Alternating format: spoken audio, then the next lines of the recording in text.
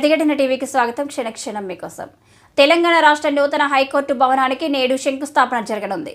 ఈ కార్యక్రమానికి ముఖ్య అతిథిగా సుప్రీంకోర్టు ప్రధాన న్యాయమూర్తి జస్టిస్ డివై చంద్రచూడ్ హాజరు కానున్నారు. కొత్త హైకోర్టు నిర్మాణం కోసం హైదరాబాద్ రాజేంద్ర నగర్లో ఉన్న వ్యవసాయ ఉద్యానవన యూనివర్సిటీలోంచి 100 ఎకరాలను ప్రభుత్వం కేటాయించిన విషయం తెలిసిందే.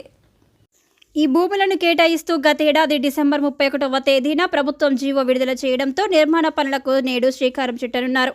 పాత బస్తీలోని ప్రస్తుత భవనంలో 104 ఏళ్లుగా హైకోర్టు కొనసాగుతుంది.